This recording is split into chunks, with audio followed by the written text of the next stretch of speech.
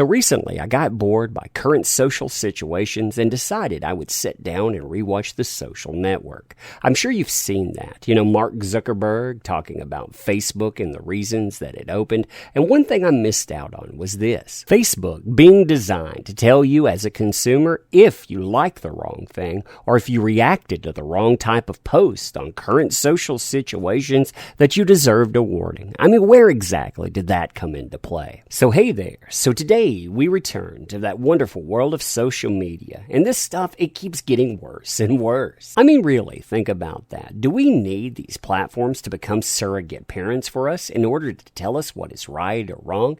And who are they to really try to correct us on what is right or wrong anyhow? I mean, remember in the past, Facebook, they decided that they were going to be the fact checkers and they were going to be combating and burying quote-unquote fake news. And the way that they were going to do that is they were going to use trusted sources.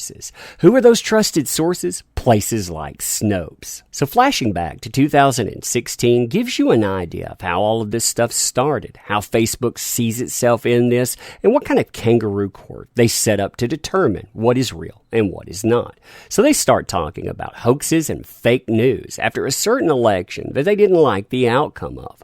They said that they aren't the arbiters of truth themselves. They're going to approach this thing carefully. So what they do is they set up something where people can basically flag information.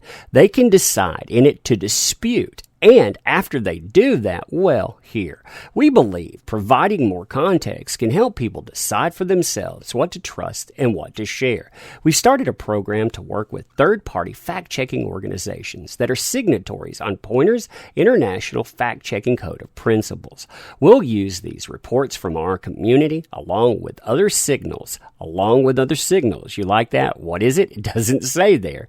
To send stories to these organizations. If the fact-checking organization identifies them as fake, it will get flagged as disputed, and there will be a link to the corresponding article explaining why. So, somebody out there decides what's going to be truth or not. This will be disputed, and it will get deprioritized, aka land lower in people's feeds. Also, if this happens, you can't turn that into an ad. You can't promote it either, and they talk about disrupting financial incentives for spammers. We found that a lot of fake news is financially motivated. Spammers make money by masquerading as well-known news organizations and posting hoaxes that get people to visit their sites, which are often mostly ads. So we're doing several things to reduce the financial incentives. On the buying side, we've eliminated the ability to spoof domains, which will reduce the prevalence of sites that pretend to be real publications. On the publisher side, we are analyzing publisher sites to detect where policy enforcement actions might be necessary. We are analyzing publisher sites to detect where policy enforcement actions might be necessary. We decide where something gets prioritized.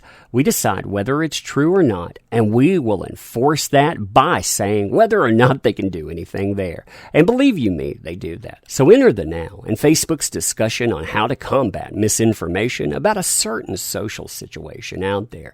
Our update on our work to keep people informed and limit misinformation about, you know what that's about there. So ever since this social situation was declared a global public health emergency in January, we've been working to connect people to accurate information from health experts and to keep harmful information about that social situation from spreading on our apps.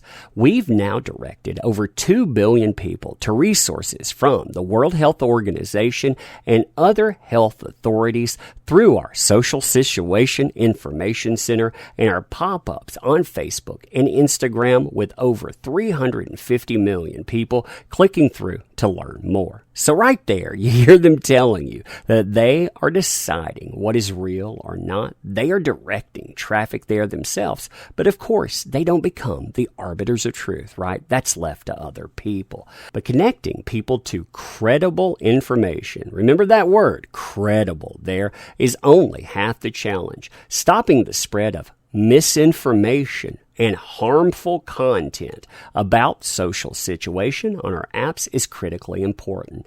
That's why we work with over 60 fact-checking organizations that review and rate content in more than 50 languages around the world. Now, you see that right there. They're deciding what is true and what is not. That should scare people there.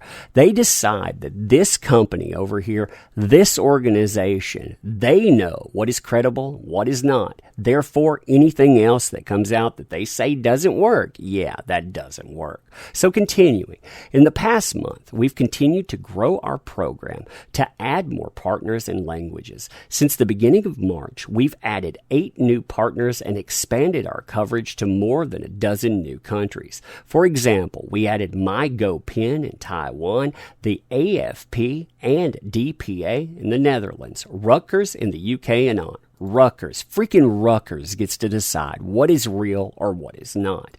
To further support the work of our fact-checking partners, during this time, we recently announced the first round of recipients of our $1 million grant program in partnership with the International Fact-Checking Network. We've given grants to 13 fact-checking organizations around the world to support projects in Italy, Spain, Colombia, India, the Republic of Congo, and other nations. We will announce additional recipients in the coming weeks. So not only are they going out and deciding who is or who isn't the arbiter of truth, but they are making some type of incentive about it. So if you walk lockstep with a specific narrative, you will be rewarded. But on the other side of that, again, if you don't agree with what we're putting out there, if you don't agree that these people have the best interests of everyone else in mind, well, you know what's going to happen.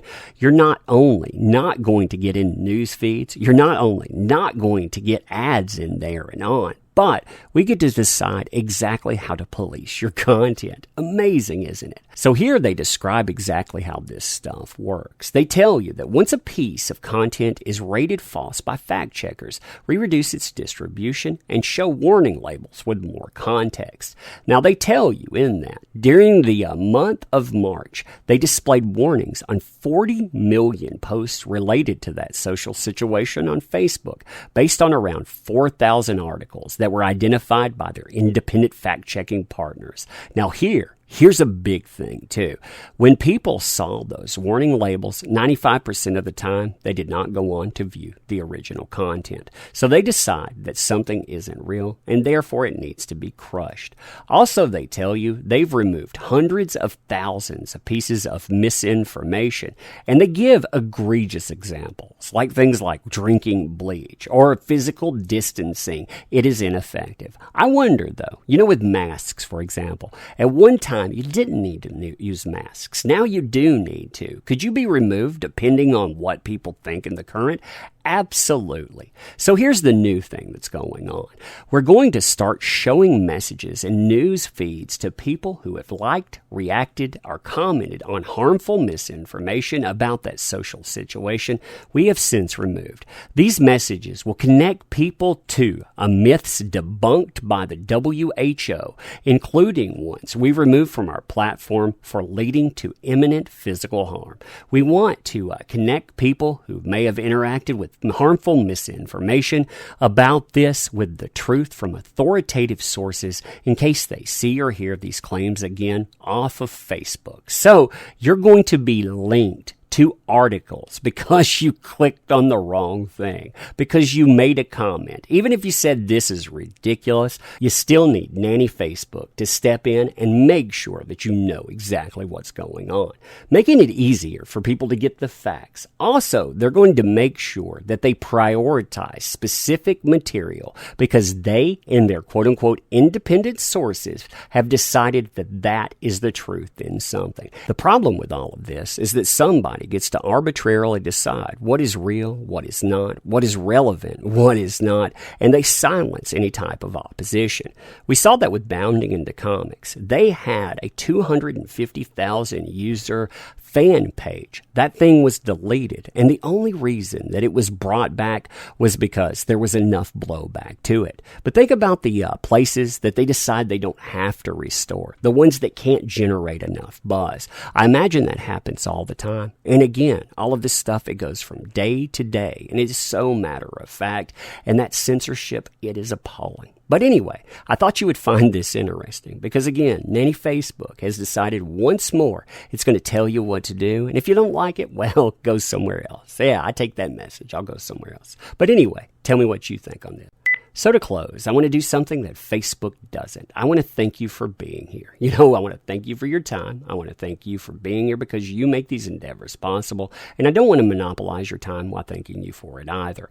I do want to say, if you like this content too, check out the channel by subbing to it, sharing videos so others can see it. You know that drill by now. But also, just being here, whether you do or not, again, thank you. I do appreciate you. And I'll see you next time. Thanks.